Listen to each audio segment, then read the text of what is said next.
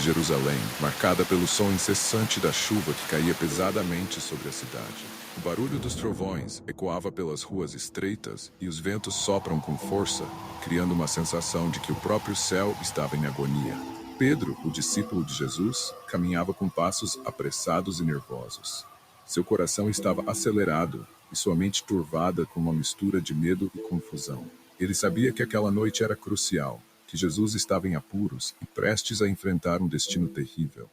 Pedro havia prometido a Jesus que nunca o abandonaria, mas agora, confrontado com a realidade, ele se sentia inseguro e vulnerável. Pedro havia seguido Jesus à distância, não ousando se identificar como um de seus seguidores. Ele se aproximou do pátio do sumo sacerdote, onde Jesus estava sendo julgado. Ao se aproximar do fogo que havia sido aceso para aquecer as pessoas que se abrigavam do frio, Pedro se misturou com os outros, tentando permanecer discreto. A cena ao seu redor era um frenesi de tumulto e murmúrios, e o clima de incerteza era palpável. Enquanto ele estava sentado perto do fogo, uma criada se aproximou, olhando diretamente para ele.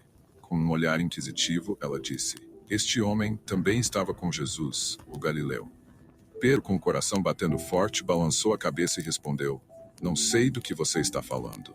A criada não estava convencida e pouco depois, outra pessoa se aproximou dizendo: "Certamente você também é um deles, pois seu modo de falar denuncia você."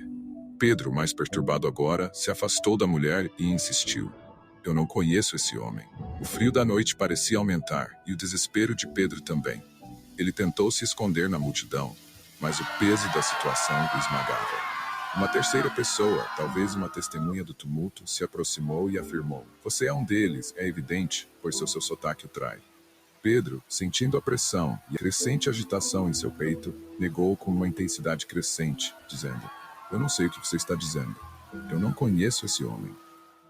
Pedro congelou, seu rosto empalideceu, e com lágrimas começando a se formar em seus olhos, ele se lembrou do olhar triste e penetrante de Jesus, que havia sido dirigido a ele pouco antes. O peso da traição e da falha esmagava seu coração, e ele percebeu a gravidade de sua ação.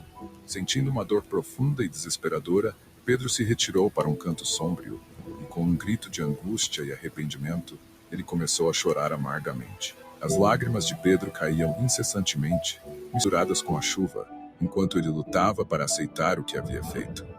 O frio da noite não era nada comparado ao frio que sentia em seu coração. Em meio ao choro e à dor, ele se perguntava se haveria algum caminho para a redenção, se Jesus poderia perdoá-lo por sua fraqueza e medo. Enquanto a cidade estava em tumulto e o som da tempestade continuava, Pedro encontrou-se sozinho, confrontado com sua própria falha, mas também com a semente de um desejo ardente de redenção. A noite passaria e a luz do novo dia traria novos desafios e esperanças. Mas Pedro sabia que aquela noite seria marcada para sempre, como o momento em que o medo o havia vencido, mas também como ponto de partida para sua jornada de arrependimento e transformação.